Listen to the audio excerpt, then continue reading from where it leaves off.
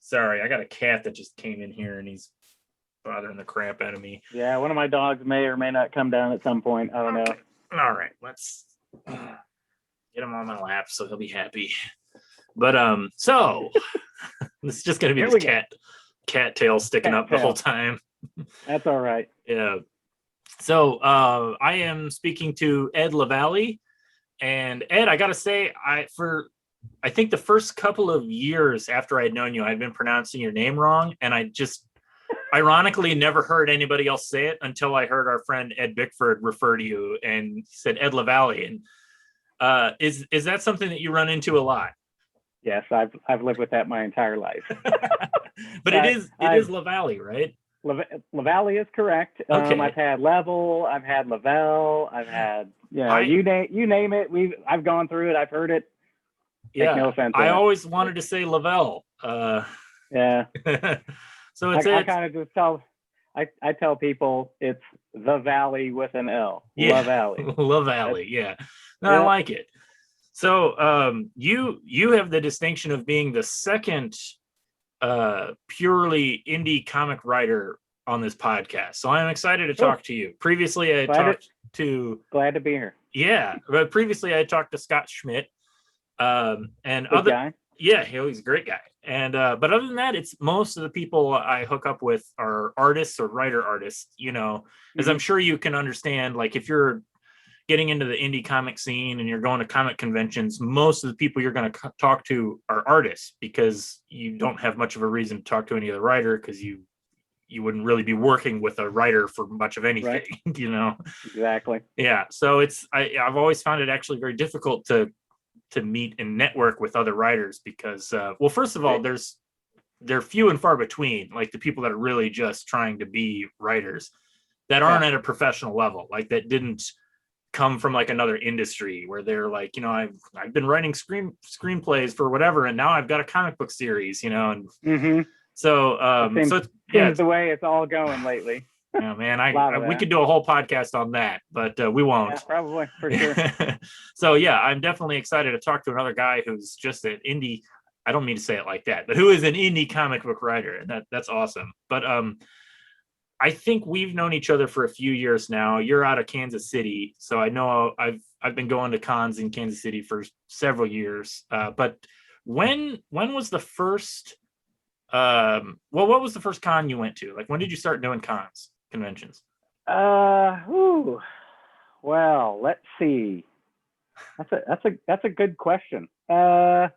Doing cons as a writer, trying to sell my own stuff, or just going as a fan? Yeah, as tabling. A writer, tabling at a con, it probably would have been for Archeon. It would have been a Planet Comic-Con in very late 99 or like 2000 maybe. It was really? Like one of the very first. I had moved from Arkansas up to Kansas City. Okay. And then I think the first year it was either the first or second year, and my mind cannot process all the dates and times. That's quite a while away. It was. I'm showing my age. I was going to say, you're saying possibly I'm an old guy. Possibly 19 something. That's right, spanning 2 centuries. Yeah, I think I moved. I want to say I moved here in 98 or 99. Okay.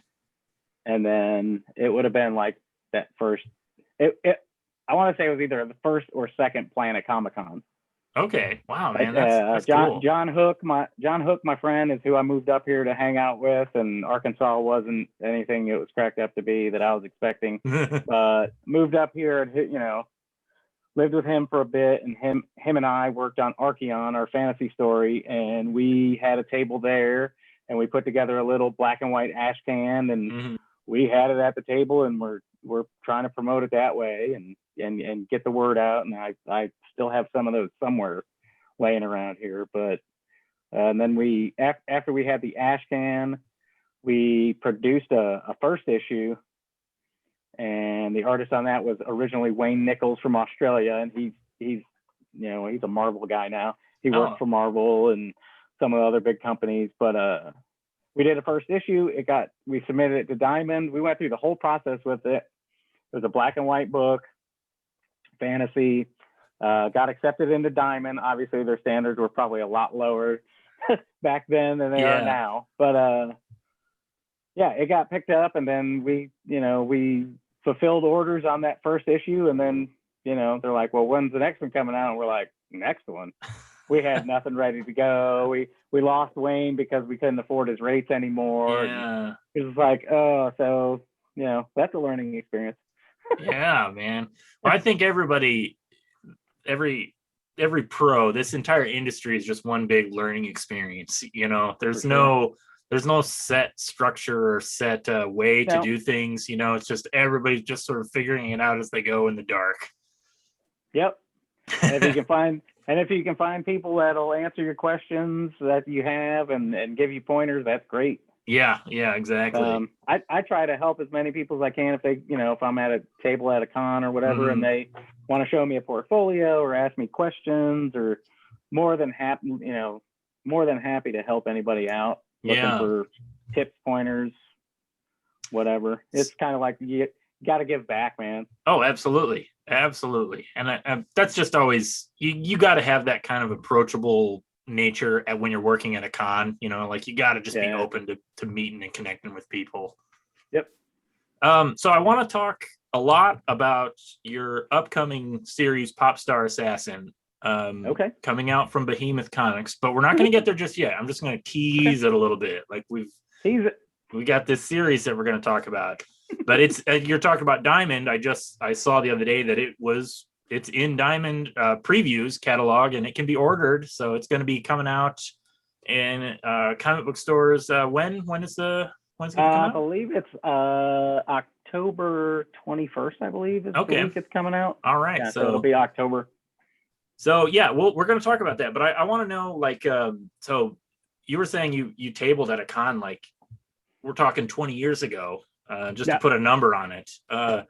Like what got you into comic books? Like why were you why did you even decide to go down this road? Well, I've always been a fan of comics from a young age as a kid. Just it's just always been an inspiration. I loved reading comics. I can't say I was a collector at a young age, but you'd go through the store and you see those 3 packs of Star Wars comics on the rack. I want those. I was a huge Star Wars fan as a kid, and anything that was like Star Wars or Battlestar Galactica or any of those crazy, Buck Rogers. Yeah, the sci-fi stuff. Yeah, sci-fi stuff, and just the stuff that captured my imagination. Comics were always a part of that. I think the first time I ever went to a comic book shop to actually look for a comic book was G.I. Joe #1 when it came out. Oh, right on. I need a copy of G.I. Joe #1, and we can only get it at the comic shop. So she took me to the comic shop, and we got a copy of G.I. Joe #1, which is in the multitude of boxes that I have. Dude, that's a good issue to have. Yeah. G.I. Joe was my first comic book. Not #1. I'm afraid to say not #1, but G.I. Joe was like, I remember that as a young age. I was a huge G.I. Joe kid, and at some point somebody gave me some G.I. Joe comics, and that was like, I was into comic books after that. So that was the first one that took me to a comic shop. Some of the ones that I remember vaguely were like I think it was like a poly bag of like 2 issues of Star Wars. And then there was I remember getting a copy of Moon Knight off the rack. I think it was like Moon Knight. I don't know whatever the series was at the time. I think it was like issue 6 or issue 7, and it had like a skeletal hand with like a big gold pin, and it was poking into a Moon Knight voodoo doll. And I was like, whoa, what is that? That is crazy looking. Yeah, those are the Bill Sienkiewicz issues when he was illustrating it. Yeah, that's a good series. There's something about that image that just captured my imagination. Maybe I need to have that. And my mom always, luckily supported it and bought me that stuff. So that's good. I remember walking to drugstores and looking through Savage Sword of Conan and heavy metals when I could get my hands on them. Back in the day when you could actually buy comic books in drugstores and grocery stores and what have you, right? Indeed, yeah. That was a long time ago. Yeah, it was. I mean, I remember the day that like our local Kmart stopped carrying new issues, new comic books. Like I went in one week and I was like, I wanted to go find what the new issues were, and they were all the same issues that were from the previous week. And then the next week, same, nothing new. And then like a few weeks later, the rack was gone. I was like, okay, I guess I'm not getting comic books anymore, because I didn't really go to a comic book shop, Right. Yeah, it was bad. So yeah. Oh, go ahead. No, go ahead. Yeah. So you were into a lot of like science fiction stuff, and you're talking about Star Wars and Flash Gordon and little, Moon Knight, like the darker, edgier superhero stuff. Yeah. Would you say that influences a lot of your writing? Is that kind of where you're coming from? I think so. I like stories that are, horror based or sci-fi or post-apocalyptic. I'm over the years, I've kind of, there was a big stretch where I was a huge X-Men fan, and all things Marvel, and X-Force and X-Men and New Mutants, and I loved that time period for me in comics. But as I've gotten older, superhero comics just don't really do it for me anymore. Yeah. So I think I fall back on that edgier, heavy metal, the weird stories, the horror stories. I think that influences a lot of my stuff.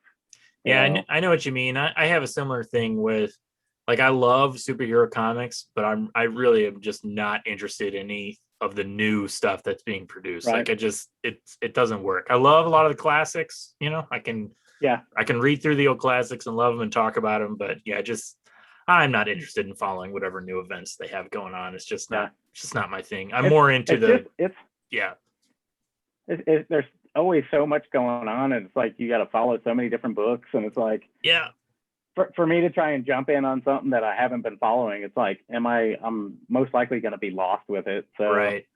Exactly. I'd rather, I find myself picking up when I get comics, it's mostly, Image stuff or stuff from Boom or some Dark Horse, things like that, or some of the smaller companies like Behemoth and Scout's been doing some good stuff. Yep. Who's the other company? AWA is a good one. I've been seeing a lot of stuff by them. They're putting out some really good books. That Grendel, Kentucky book is really good. Yeah, you haven't seen it. I saw that. I haven't read any of it, but I've seen it on the shelf. People have been buying it. It's more like stories like Grendel, Kentucky, and Tarantino stuff. And, the Reservoir Dogs type stuff, the Breaking Bad type stories. But you can have that supernatural element. You can have a sci-fi element. You can have, like Popstar's just like all over the board with all of that stuff. Yeah, I would say crazy. Looking at the stuff I've seen from you, a lot of it is kind of just like that classic pulp fiction. And I don't mean the Tarantino film. I just mean like, gritty, pulpy kind of fiction. Is that just something that you just connect with? I think I connect with it, and I think it's something that I gradually grew into. I think I think the influence of looking at heavy metal and stuff as a young kid, and then probably watching R-rated movies that I wasn't supposed to be watching. I had two older sisters growing up, and when we got to go to the movies, it was whatever they wanted to see. So I saw Halloween in the theater as like, I think a 10-year-old. Oh, nice. Rated R. I shouldn't have been in the theater. My mom's like, that's fine. That's the one movie that really scared the heck out of me as a kid. So, but yeah, just stuff like that's always been at the forefront of my likes and influences. So you're talking about doing cons like early 2000s ish. As you had mentioned your first book that you did. How many books or series have you worked on since then? Like, is it all stuff that is it largely come from you? Like, just you coming up with an idea and then finding an artist? I would say yes. So like Archeon, the first book was John Hook and I's fantasy story, and it was based on our D&D campaigns from years and years ago. And we took that and turned it into like a 5-issue story. We did the 1 issue with Wayne Nichols, and then, John kind of dropped off after him and I wrote like 2 issues of it. But we were, again, looking for a new artist. And then he got married and moved into a new house, and life kind of takes its toll, and and you gotta follow one path or the other, and it was he was starting a family and moving into a house, and getting ready to have kids and all that, and so the money wasn't there for him to put in towards the art. Yep. So I kind of went it alone for the rest of the series and put the trade together with a new artist, Irfan Fajar out of Indonesia. And I don't even remember how I found him. I think I found him on digital webbing or something like that, somewhere online. And we had the one issue that Wayne did, and his art was very traditional in style. And Irfan's was more of an Eastern style, kind of manga influenced Asian. So I asked if he would, I had him redo the whole first issue. So we had matching art throughout the whole thing. And then we ended up doing, the trade's probably about what would amount to about 5 issues of a comic. Probably with all the filler and everything, I think it comes in at like 120 something pages. Okay, that's a decent size. With maps, and we've got like some back stories about characters, and almanac and all this stuff, kind of playing off that fantasy stuff. Huge Tolkien fan, fantasy novels and all that. Grew up with all that stuff too. So so Archeon was the first. I did work on, what else? Revere, of course. So Archeon, Revere, Evolution Comp with Rudy Garcia, who's an artist here in Kansas City. And Popstar, really, that's it. I mean, how many issues? So I guess, well, this is something we can talk about more maybe when we jump into Popstar, because I'm kind of curious about this. But before we do that, so when you're coming up with these ideas and like finding artists and putting stuff together, this was all stuff that you were self-publishing, or were you pitching to a round of publishers, or was it kind of a mix of the two? So Archeon was self-published. Evolution Comp with Rudy is self-published. Revere was actually picked up by, originally as a 4-issue miniseries from Alias Comics. They're no longer around. They went out of business. I don't know if you're familiar with them. Back in the day, they had a pretty good run of comics. I've heard a little bit about them. Yeah. So they did the 4-issue series for us. And then shortly after that, they closed their doors. Yeah. And so we had the 4 issues, and we shopped it around for the trade, and Archaea picked it up. And so Archaea picked it up and published that, I think in, was it 07 or either 2007 or 2010, I think. So that was like my one and only professionally published, deal. And that came from, just submitting to a couple of them. And then, after the Alias thing went, I had talked to Mark Smiley, I think it was up in Chicago, and he was the founder of Archaea. And he founded that company. He founded that company as a way to publish his own books. Yeah, I remember reading a little bit about their history. Yeah. And so I believe I talked to him one time in Chicago, and then after that we started talking through email, and he liked the idea of Revere, and so they picked it up and published the hardcover. Okay, cool. Is that still available? Like you can only get it from me, or you can probably find used ones on Amazon. So after Archaea, they went through a couple of ups and downs with business partners. Mark's business partner who founded Archaea, he left, and then Mark was looking for a new partner. They brought some people in, and then it got bought out by Boom. Or they merged with Boom. Boom picked it up, I guess, picked up Archaea, and you can still, they still publish some books under the, I think Mouse Guard is still published under the Archaea banner. A new issue just came out a few weeks ago.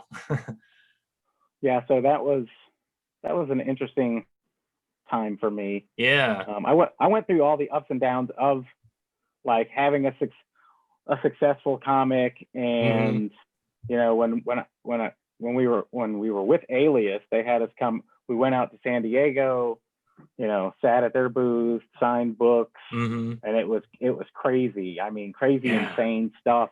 And I mean, there were people there that, they wanted to sign, they wanted a rights deal to it to do a movie.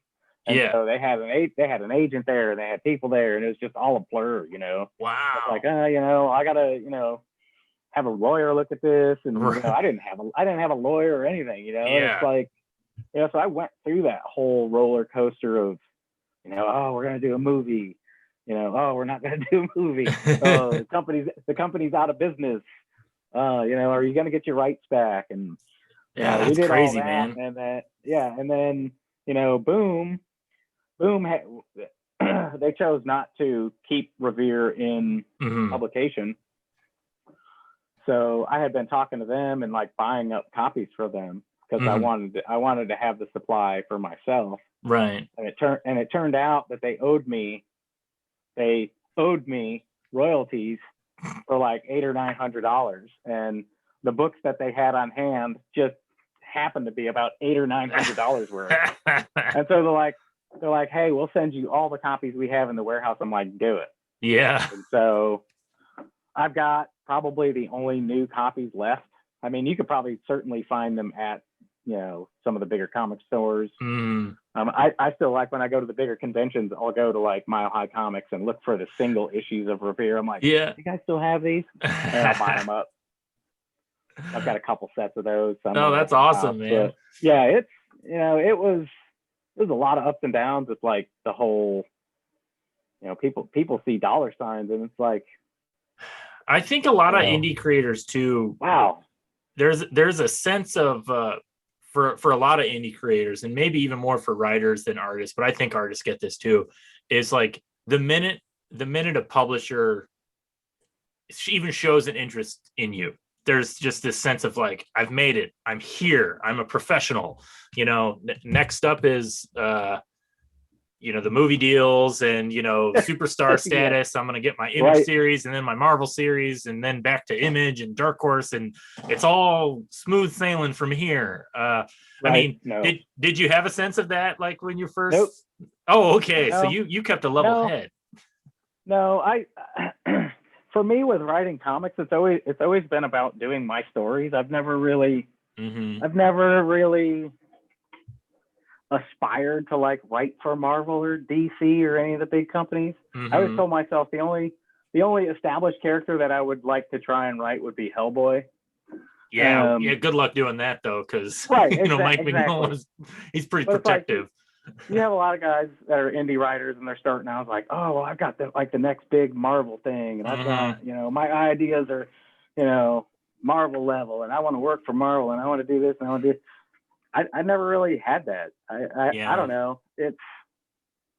But having gone through like all of the ups and downs with like the Revere book and going through 2 publishers, and people want movie rights, and then they're fighting over percentages and all this stuff, and one of my catchphrases that I learned from all that is, you can have 50, 60, 70, 80%.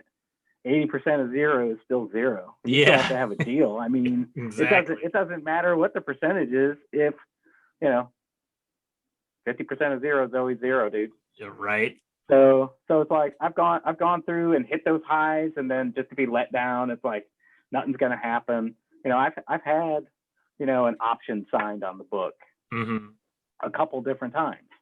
I didn't make any money from it. It had been pitched to studios a bunch out in Hollywood. Nobody bid on it, and it just kind of went to the wayside. And I sell it at conventions because I have a nice little supply of them. Yeah.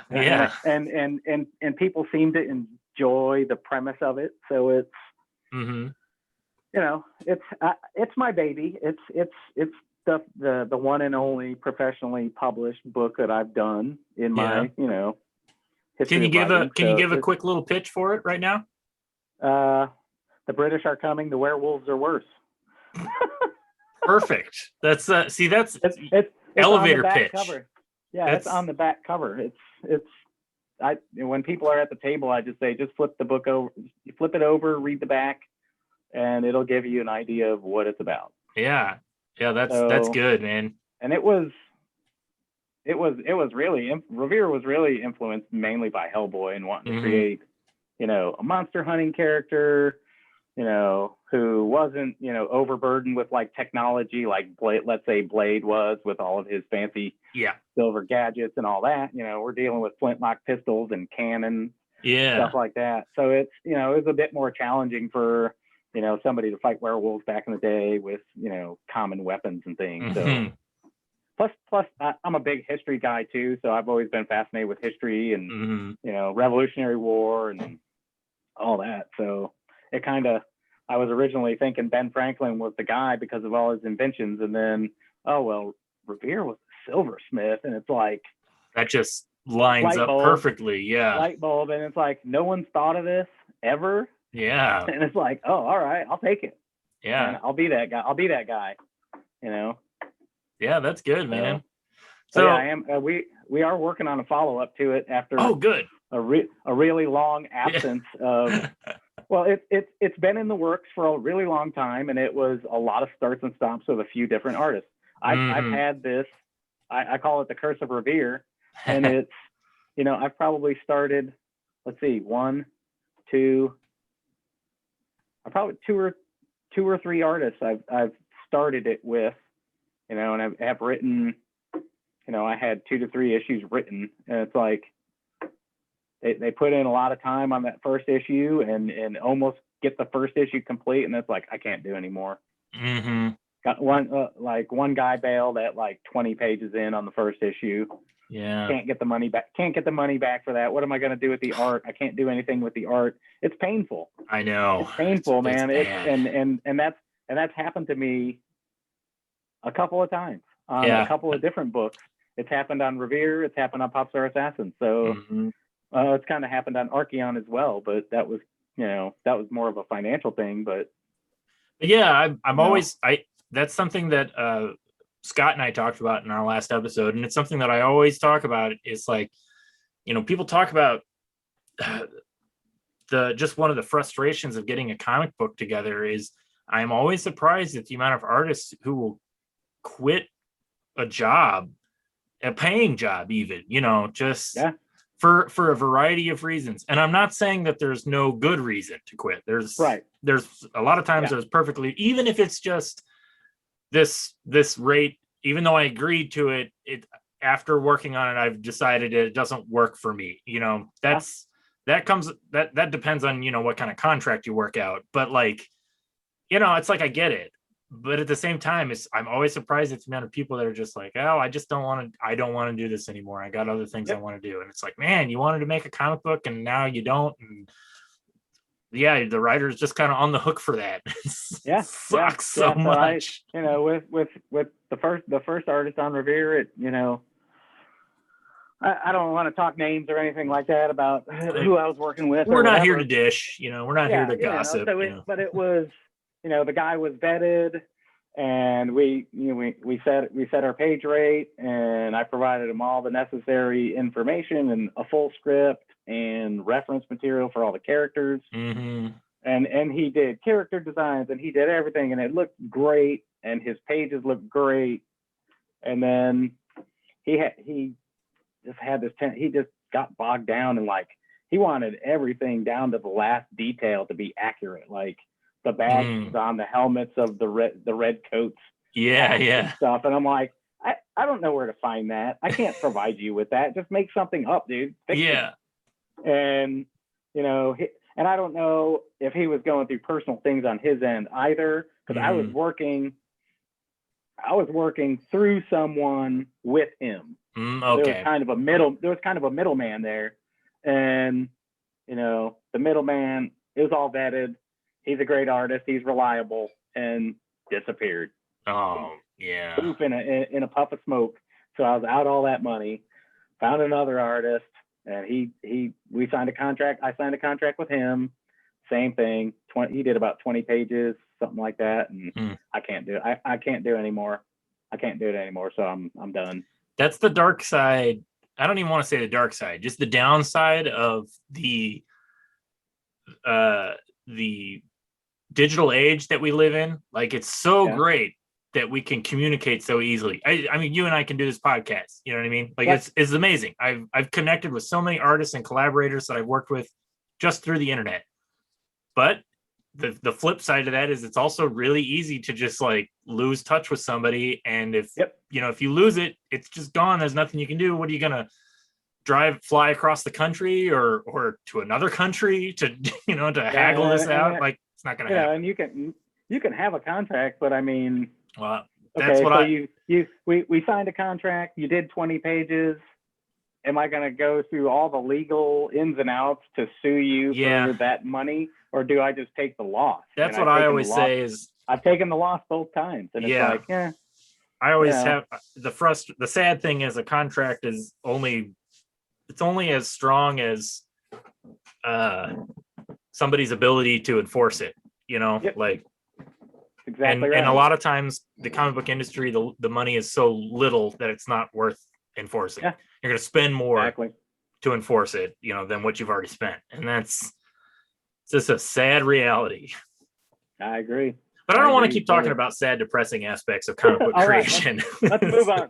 We got some good stuff to talk about. Let's move on to the good stuff. Yeah. So, I mean, one of the good things is your book, Popstar Assassin. As I alluded to earlier, it's been picked up by Behemoth Comics, and it's going to be in comic book shops this October. That's really exciting, man. I was surprised to see that. And that's not a commentary on the book itself, but one of the things I wanted to ask you about is, well, I guess number one, how did this come about? Like, how did you get this? Because what I'm curious about is, I know you had been producing Popstar Assassin for a while now. Mm-hmm. And so you had 5 or 6 issues, right? Yeah, I actually have 8 issues. Oh my God, right 8 now. Issues. Yeah. So because I remember you last time we talked at a comic convention, you were talking about what you were going to do in the future and maybe do a trade or something like that. So how did you get from there, 8 issues to you got a new issue coming out from Behemoth, and it's going to be in comic book shops? Like previously you were just publishing it yourself, right? It was self-published? Right. Yep, self-published. Just doing that, and that itself, the fact that I've made it to 8 issues through all the ups and downs that we've just been talking about, right, is a testament to me wanting to really have this book out there and continue to work on it. And I've gone through a couple starts and stops with different artists. Finally found Marcelo. Thank God. Yeah, dude, the best. He's the maestro. He's a great amazing artist. Yeah, he's consummate professional. I couldn't be happier and more lucky to work with him. Mm-hmm. But yeah, it's been a long time coming that I've been working on the book. I can't give you a definitive date when like the first ash can for Popstar was released, but it was with another artist, and then it was with another artist after that. Yeah, and then I'm third time's the charm is when I found Marcelo. And so it's really been a labor of love, labor of love. Everybody uses that term, but it's true. I mean, producing the book, paying for everything out of pocket. I've run one Kickstarter for it, and that was for issue 3. And I was hoping that we would do well enough to like continue to propel the book forward. And it paid for part of 4 as far as art goes, but for the most part, I don't want to have to do Kickstarters all the time. And you're preaching to the choir on that one, my friend. They stress me out. The one that I did stressed me out, drove me crazy. It's like, man, am I going to make it? Am I not going to make it? So it's always been working at the pace that I could afford to pay for art. And so that is kind of a testament to the length of time everything takes me to get into an actual book and get released. So it's been years and years, and it's not helpful when you have to start over a couple times because you're losing that art, you're losing that money, and then it's, man, am I gonna continue to do this? Yeah. Just in hopes that something happens. And it's just a story that I've always believed in, and I think it's fun and it's crazy and it's over the top, and I don't think there's not much out there, I think, that's like it. Yeah. I don't know, but yeah, and so I just continued working on it, and Marcelo and I work on it, and we have our deal worked out, and he works on other stuff when he needs to, and I don't put any hard deadlines on it, and it's kind of it's a balance that we have worked out over the years of working together of, hey, if we can get it finished in time for this show, that would be great, but if not, I don't want you to rush it, and he doesn't like to rush his art, and so I'm like, we'll just wait for the next one or whatever. And him and I work very well together as far as scheduling and whatnot. How the Behemoth thing came about, I had decided, and I think it was around the time that I decided to brand my own company as Crash Comics, and I always wanted to have my own company, my own brand, my own little indie label. And for years and years, I'd been toying with all these different names and ideas, and I finally settled on Crash Comics. It's named after my dog. Yeah. He passed away a few years ago. Blue Healer, he was the best. But I really did it just to try and present my work online in a more professional light, I guess. Have a consistent brand across the website and across the table at conventions, and just to make it look like I had my shit together, basically. Yeah. And I think people responded to it, and it got decent notice and stuff. And Marcelo had worked with a publisher in Italy, and so I had started talking to a friend of his about bringing Popstar to Italy, and we were doing that, and I ended up signing a deal with an Italian publisher to publish Popstar over there. They have the exclusive Italian rights to publish Popstar. Oh, cool. So at that time, Marcelo was working on they're just going to publish the trades of it. So Marcelo had put together an exclusive cover for the Italian language version of the trade.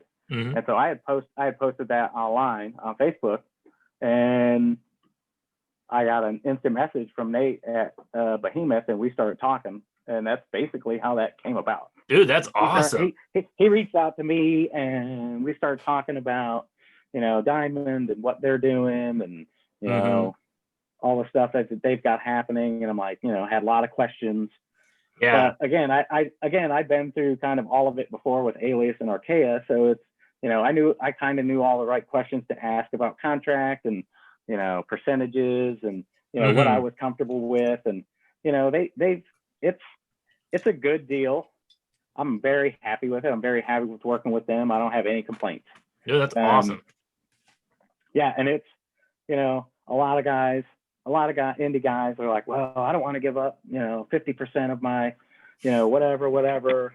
And it's like, I don't want to give up the rights, and it's up to you as an individual to work with the publisher that you're negotiating a contract with to get to where you can make that compromise and you're both happy. Right. And so we came to an agreement fairly quickly, and I'm fine with sharing. I'm fine with sharing in the rights. I'm fine with if you don't share in the rights, it's like their guy in Hollywood can't represent your stuff. Right. What do they have invested in it? Nothing. He can't. Right. Exactly. So it's like, no, I don't have a problem with any of that. And those guys have been great. They've treated me great. Yeah, that's awesome. I'm really glad to hear that, man. You deserve it, brother. I thank you. I appreciate it. It's and then to I knew they were working on a big spread in preview, but I hadn't seen it. And then you posted it, and I'm like, whoa, that's freaking awesome. Yeah, I mean, I saw it. I had seen bits and pieces. Nate had sent me like a couple of screenshots, and they were like blurry, and they weren't complete, and all this. And it was like, you posted it, and I'm like, wow. Now I saw you said like, look into previews page, whatever, and I was at the shop, and I pulled out previews, and I flipped to that page, and I was like, holy cow, this is a huge spread. That is so cool. Awesome. And all the awesome covers were just on full display. Yeah, it looked great. Thanks, man. I appreciate it. It's Yeah. been a long time coming for sure. But, Yeah, no, that's you know, good. It was very in simultaneous ways, it was very inspiring to see you get this success with Pop Star Assassin, and also maybe somewhat reassuring, just to from one creator to another, because I know you've been working on this a long time, and something that I've struggled with is there's this sense of if what you're making isn't immediately successful, then it's done, and you just gotta it'll never find success. You got to move on to the next thing. Idea. Yeah, the next idea. And so I was really happy to successes. see. Right. Yeah. And there's a lot of hard work, dude. Yeah. Dedication. Exactly. Years, whatever you want to call it. I mean, it's, you know, and like I said, I love the book. I think it's just crazy and fun and just out there, and I believe in it, and I want to keep doing it. Yeah. And so, you know, we're doing, you know, I've got the 8, and we're going to do 4 new issues, so it's going to be a total of 12 issues. Oh, right on. And hopefully we'll finish that up next year. Hopefully Revere will be out next year too, the new volume on that. Cool. Yeah, there's a lot of good things in the pipeline, and it's just, you know, I had to sit down at the beginning of the month, and I set myself a deadline for July to be done with the last script for the Revere Volume 2. Get to because Marcelo is also the artist on that. Okay, yeah. So I had a feeling that's he's doing double duty, and it's like, man, I've got to get Revere done ASAP so I can get him going on, you know, the new issues of Popstar, which, you know, I've got notes and outlines and stuff like that, but I haven't put scripts down yet. And it's like, whoo, I'm starting to sweat. I'm starting to panic a little bit. Have you felt a difference in your workflow between when you're working as a self-publishing indie guy versus now you've got a label and, you know, deadlines? Like, is it? Yeah, I made a self-imposed goal of the month of August. I will write every single day, and I've written every single day this month so far, which is unheard of for me. When I was you know, doing it myself, it's like, oh, I'll just do it on the weekend or on Saturday or whatever, and I can't do that anymore. I have to get this script done so I can get to the next script. And I'm the kind of guy that I can't juggle 2 different scripts. I have to finish one and get it done and get it finished and say, all right, that's done. It's as done as it's going to be. I can send it to the artist, and then I can move on to the next. I mean, I've got 6 or 8 notebooks under my desk right now that have, this is the Revere stack, this is the Popstar stack, this is the stack of other ideas for other books that I'm working on that will eventually, you know, they're back burner right now, but I kind of have a marching order for what I want to work on next. And it's, you know, I'll always jotting things down in notebooks. I'm a pen to paper guy. I don't feel organic creativity when I'm sitting in front of the keyboard. I know what you mean. It's tough. Tough for me. So I've been getting up. I've been getting up because of the looming deadline thoughts in my head, and it's like, man, I got to get up. It's like 5 o'clock in the morning. I go out on the front porch. It's still dark out. And I'm like, I got my notebook. As soon as the sun comes up and I can see, I'll start writing. I'll be sitting out there with the squirrels and a cup of coffee, and I'll, you know, just be writing in my notebook. Oh, that's nice. That's cool. Yeah. I definitely need to. I need to get a little bit more of that discipline myself, you know, just to force yourself to just do it, you know? Yep. That's exactly what I'm trying to do. And it's like today I wrote for a while on the front porch, and I'm like, I don't know if I'll be able to use much of that, but I did write and I did put down some ideas. It's not, you know, anywhere near anything for a finished script, but I kind of, you know, am moving that script along and putting those ideas in place that, you know, it should be able to flow quicker for me once I, you know, start typing it all up and getting it formatted and put in that script format that I send to Marcelo for him to do his thing with as far as putting the art together. it's a process. Yep.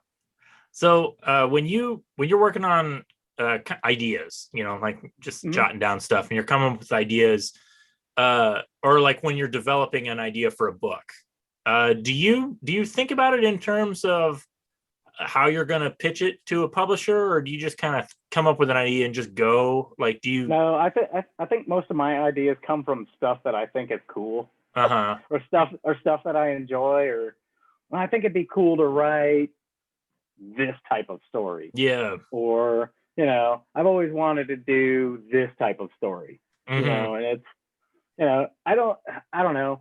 I don't really bring the publisher into play when I'm like plotting out ideas or coming up with story ideas. Mm-hmm. I don't really put it that far ahead, because it's like, this is just me ideating, and I think I want to do this story, and I've got characters, and I've got a story idea for this. Will it be marketable? If I can get it done, maybe. Yeah. If I can get a solid package put together with a solid artist that has a great style and is visually appealing to people, and I think I'm telling a good story, and I can get it done. Yeah. And say, hey, here's this. Because Okay, go ahead, finish your thought. Go ahead. Yeah. Go ahead. I was just going to say, I see that a lot with a lot of creators, and I definitely suffer from it myself a little bit to a certain degree.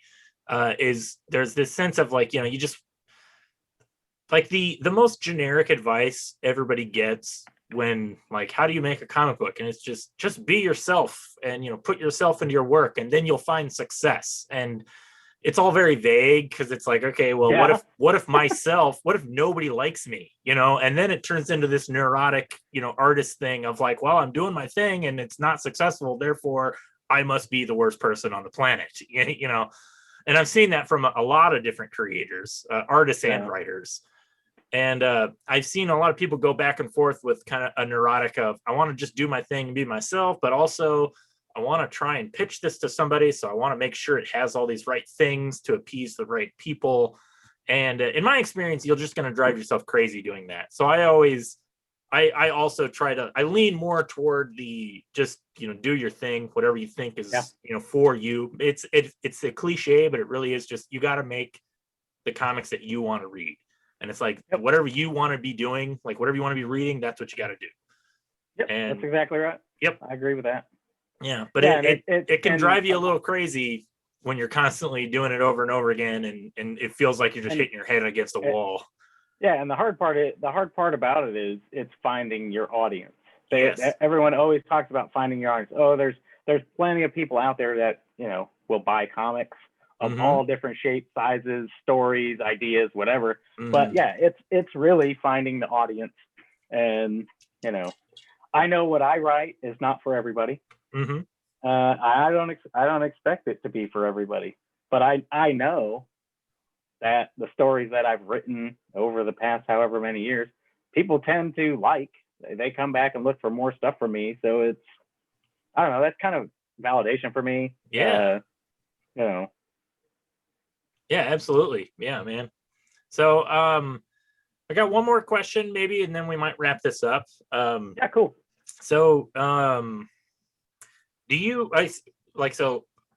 talking about this in terms of, again, you've been at this for a little while and you've been working on these series and you just plugging away. And have you ever felt like a pressure to always be coming up with a new thing? Like, do you ever feel like you're like kind of stuck in the comic book production process where you've got this idea and you want to work on it and you get started on it, and then it doesn't go the way maybe you wanted it, so you just got to be constantly doing something new? No, I don't think so. I'm kind of systematic in the way I work, and I kind of have it mapped out. I got to work on this. When this is done, I'm going to work on this. When this is done, I'm going to work on this. And then, but there have been a lot of times where it's like, I'm going to work on this, I'm going to finish this, and then I'm done with comics. Oh, I see. I'm not going to do any more comics. I'm going to be finished. I'm done. I quit. Yeah. And my wife is always like, You're never going to quit. If you quit, you're going to drive yourself insane. And I go, yeah, you're probably right. Yeah. So, but yeah, I mean, I don't think too far ahead, trying to come up with the next big idea. If I don't feel, let's say like something's not going right with Popstar, I'm not trying to move on to the next thing. I have a definite story, beginning, middle, and end for where I want the story to go and where I want it to end. And I'm hoping to get to that in the 12 issues. But I've also planned a couple of one shots with different characters from that story. Cool. But that's just a matter of if and when, if I can get to it and when I can get to it. You know, it's and then there's all the other story ideas. It's like, well, I've been doing Popstar for a long time. I'll get the 12 issues done. We'll see how it. I mean, it could flop horribly and they cancel it. With issue 2. Who knows? But that would suck. Yeah. But it's like, even if that were to happen, I would still want to finish at least those 12 issues and have it done. Yeah. So I don't know. That's good, man. I really respect and appreciate your focus, because as myself as a creator, that's something I struggle with. Is like I want to be moving on to the next thing, and I feel like an impatience with comic books. On a production level, like it just takes on an indie level, especially, like it just takes so long to get where you want to be, and that definitely leads me toward decisions that maybe a more focused person may not have made, Yeah. I also look at it as like, well, like a lot of the stories that I've done, like Revere, I've always at least tried to get it to a point, all my stories to a point where it can make a nice collected edition.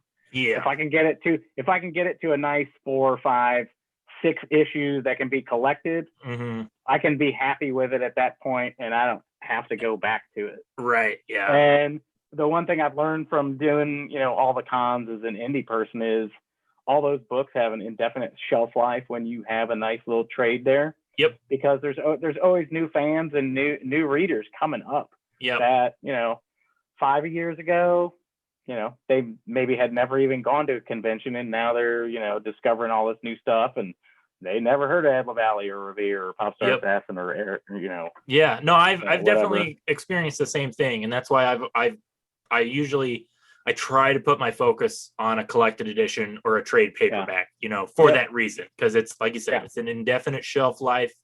On a self-publishing level, it's the best price point for printing and stuff like that. You're going to get the most return off of a decent size, 120 something to 150 something page graphic novel. That's like your best, like that's like the zone you want to be in. And I set up my table at conventions to try and have a price point that there's a range from like $5 to $20. Yeah. So and then there's freebies and there's giveaways, and I try to make it so there's something there to single floppy issues are $5, the black and white collected edition is $10, the hardcover is $20. Yeah. So and I mean, I don't know. It again, it is a labor of love. Are we crazy to want to be comic creators? Maybe. I don't know. It's something are you born with it? Maybe you fall into it, and it's got your hooks in you, and it's really hard. It's really hard to let go of it, man. Yeah, it is. I think one of the defining features that I've seen shared across all people, all comic book creators, and especially successful ones, is they all have a stubborn refusal to quit. It just can't. Quitting is just not an option. And that's the only way to look at it. You can only fail if you quit. Right. Yeah, exactly. As long as you're doing something, you're doing something, and that's success. So slow progress is better than no progress. That's right, my motto. That is my motto, man. Yeah. I've been living by that. I'm trying to speed it up a little bit. Yeah. No, but it's good to keep that in mind, because like especially people that are probably, I mean, if you're getting into comic books or just any kind of creative field, you're probably already a little sensitive or neurotic in some way. You know, you're a little, you're a creative person, and Right. that can translate to being easily discouraged. Right. Like I like to describe myself as somebody who's overly ambitious yet easily discouraged. So it's really easy to get really excited and be like, I got all these ideas, we're gonna go, and then it's the first roadblock. Oh, I give up. What's the point? You know, it's like it's never gonna happen. You got to plow through that. Yeah, exactly. Yep. And it's tough to find learn a way around it, over it, under it. You got to do what you can to make it happen. Yeah. Well, man, one last thing I wanted to say. You were talking about earlier. I didn't mention this, but about your website and setting up Crash Comics and stuff. I just wanted to note. I don't think I ever told you, but I was actually because I recently went through something similar where I kind of rebranded myself and put everything under my umbrella of Second Thought Comics. And I was absolutely inspired by what you did with Crash. And I was actually looking at your website to kind of figure out how I wanted mine to look, because I was like, I need to bring it all together, because I've been working on a lot of different stuff kind of in different directions.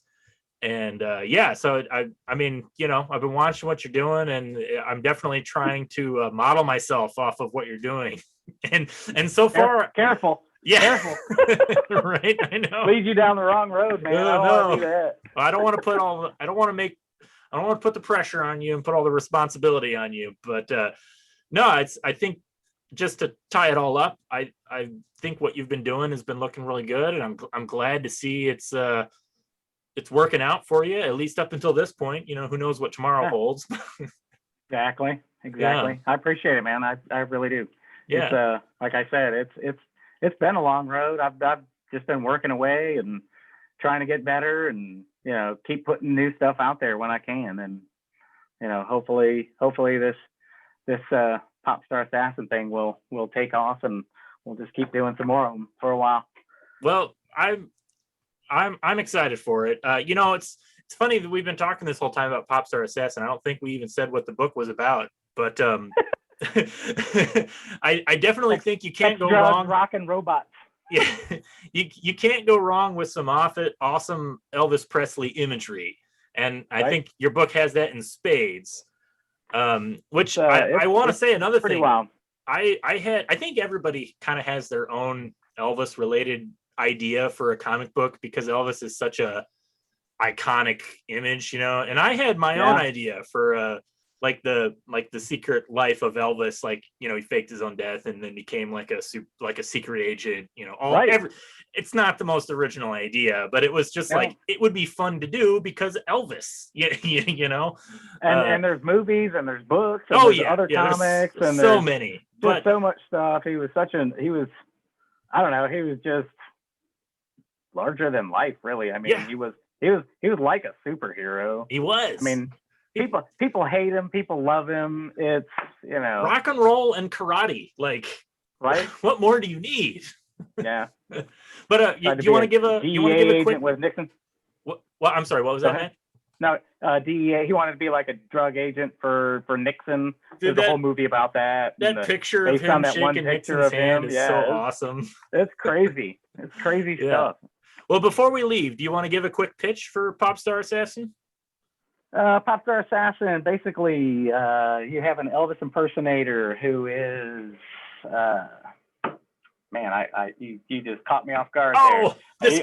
I usually have it right there on the tip of my head. I lulled you into a full sense of security. Yeah, and then I was all, and then bam, it's like, basically, it's a Elvis impersonator wrapped up in a government conspiracy involving dead celebrity look-like robot assassins, all in an attempt to find out the true identity of his father's killer. Dude, right on. Rock and robot, 70s style. Yeah. And this all-out action adventure. Yeah. Dude, it sounds great. I'm really excited. I remember reading the first issue because I was a backer on that Kickstarter you were talking about. So I know I've read it, but I'm excited to see it on the comic book shelf, and the new covers look amazing. Yeah, those have been some killer covers, man. I'm talking to a lot of killer artists, man, who are doing just phenomenal stuff, dude. Mm-hmm. I've got stuff for 2 and 3 that have been turned in that are just over the top, like Marcelo stuff and Baltimore's cover for 1, the 70s poster look. All the other guys like Mac Chatter and Robert Samlin, Nick Giacondino. Those guys have all done amazing stuff, and you should seek out their work if you're not familiar with it. They really do a good job, and I'm very thankful that they're willing to put stuff together for me and work with me. Right, man. That's exciting. So, okay, where can people find you online? Like, you on social media? You got I know social media. I've got the Crash Comics website, crashcomics.com. It hasn't been updated in a long time. There's also a Crash Comics Facebook page. You can find me on Facebook. On I think it's just Ed Lavallee. Instagram, I believe, is I think it's Ed. I'm not even sure of my Instagram at this point because I changed it. I changed it from one to the other, and like Twitter, I think is Crash Comics. Yeah. Oh, cool, man. You could probably just type in Crash Comics with an X and find me that way. It's probably the easiest way to do it. Well, I'll put some links in the description, the video description. Okay, cool. Hey, everybody, Aaron Walther here, just reminding you that if you like this podcast, please subscribe to the channel. Also, head over to secondthoughtcomics.com to stay up to date on the various comics that I write. For a limited time, I'm giving away a free PDF of my latest graphic novel, The Amoral Stingray. All you have to do is sign up to the Second Thought Comics newsletter. Link is in the description. Thanks for reading.